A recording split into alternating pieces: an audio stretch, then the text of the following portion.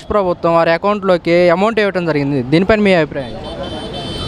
అభిప్రాయం ఇచ్చినా అది ఎంత ఇచ్చినా తక్కువే నాన్న. ఎందుకంటే ఇప్పుడు వాళ్ళు ఇచ్చిన 25,000 రూపాయలు పెడితే ఏమొస్తాయి చెప్పండి. ఇప్పుడు అన్నీ చిల్లర రేటు పెరిగిపోయింది. ఒక గిన్నె లేదు, తపాలా లేదు, ఏమీ లేదు. ఒక చీర కనుక్కుంటే మినిమం 500 రూపాయలు లేదు. పిల్లలు స్కూల్ బట్టలే వస్తాయా? ఇంట్లో సామానాలే కొనుక్కొని వంట చేసుకుంటామా? పొయ్యిలు బాగు చేస్తామని ఇచ్చారు.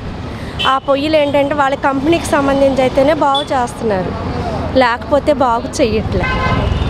ఇంకో చోట పట్టుకెళ్ళిపోండి అంటున్నారు. మరి ఎక్కడ పట్టుకెళ్ళిపోతాము? ఒక పొయ్యి కొనుక్కోవాలంటే మినిమం 1500 లేని రావట్లే. అంటే తక్కువలోది రేంజీ కొనుక్కున్న వాళ్ళు ఉంటారు. మా బోటోళ్ళు ఏంటంటే ఇళ్ళల్లో పాసి పని చేసుకొని ఆటో కూడా కాదు, రిక్షా బళ్ళు వేసుకొని అక్కడక్కడ మూటలు మోసి తెచ్చిన మా యజమానులు తెచ్చిన ధనసాయాన్ని బట్టి దాన్ని బట్టి మేము వాడుకునేది 1500 పొయ్యి కన్నా ఎక్కువ కొనుక్కోలేని స్వామత మాది. ఆ పొయ్యి కొనుక్కొని మేము ఈ సామానాలకే రావు. వరద బాధలు ఇచ్చారు, బియ్యాలు ఇవ్వలేదంట్లా. కానీ లేనోళ్ళకి ఎక్కువ వెళ్ళిపోయి వచ్చేవాళ్ళకి అక్కడ చెందలేదు. ఏదో అలా 25 కేజీల బియ్యమును అవి కొద్దిగా ఇచ్చారు. ఇవ్వలేదు అనుకుంటే ఇంటింటికి అందజేశారు. కానీ మరి నష్టపోయిన దానికి ప్రభుత్వం ఏదో జాలి తెలిసి మరి పై ఉన్న అధికారులు అందరూ కుటుంబాన్ని మొత్తం కాకపోయినా కొద్దిగా ఈఎంఐలు కట్టుకోలేకపోయిన స్థితిలో ఉన్నాం. చిన్న ఒక ఫ్యాన్ తీసుకున్నామంటే ఆ ఫ్యాన్ కూడా అలాగే అయిపోయి, కూలర్ అలాగే అయిపోయి. అందరికీ అంతే, ఇంకొక కుటుంబం అని కాదు. కానీ ఇలాంటిది ఎవ్వరికీ రాకూడదు.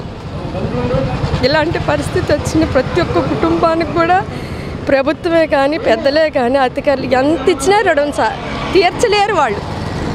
ఎందుకంటే కష్టపడి కూలి చేసుకొని రూపాయి కూడగొట్టి కుటుంబాన్ని పోషించుకుంటూ సంపాదించుకునే సంసారం అది ఈరోజు నేలపాలైపోయింది. ఉన్నవాళ్ళకి ఏముందిలేండి, వాళ్ళకి ఏంటంటే ఈఎంఐలు ఏవో ఉంటాయంట, వాళ్ళ ద్వారా కష్టపడతాం. అలాంటి కష్టపడలేము. ఈరోజు అగొండి తపాలాలు కొనడానికి వెళ్తే కనీసం 7,000 రూపాయలకి 2 తపాలాలు అన్నం ఉంచుకునేవి అవే వచ్చాయి. కేజీ 600 రూపాయలు అంట సిల్వర్. అలా లెక్కేస్తే మేము కేజీ తపాలు కేజీన్నరలే, బరువు లేనిది అది రాలేదు. ఇంకేం కొనుక్కుంటాం? అది మా పరిస్థితి.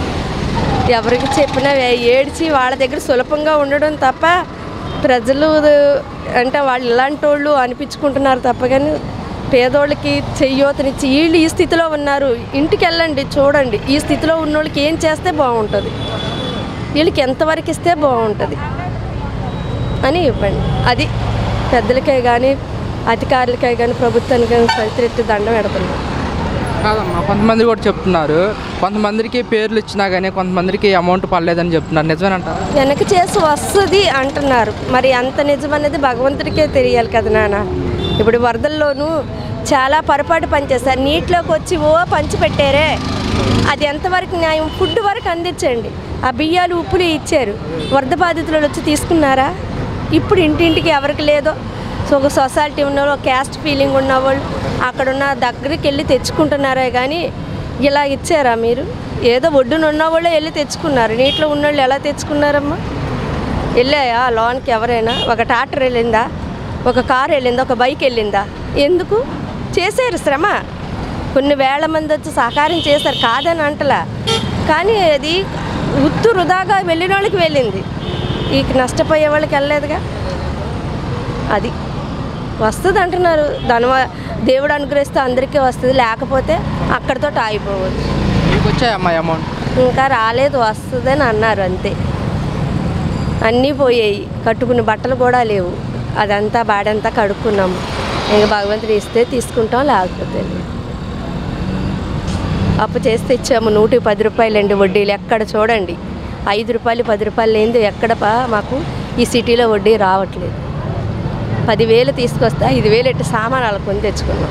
పొయ్యిల కాడికి వెళ్తే ఆ పొయ్యిల కాడి జనాలు ఉన్నారు కానీ అది చేసేవాళ్ళు ఎవరు చేస్తున్నారు? అదేదో కంపెనీ వాళ్ళు ఇచ్చిన పొయ్యిలు అయితేనే బాగు చేస్తారట. ఇది మా కంపెనీ కాదు, ఇక్కడ కాదు, మరొకసారి ఎవరైనా వస్తారు, అప్పుడు దాకా వెయిట్ చేయండి అంటారు. ఇంకెన్నాళ్ళు వెయిట్ చేసుకుని కూర్చుంటాం?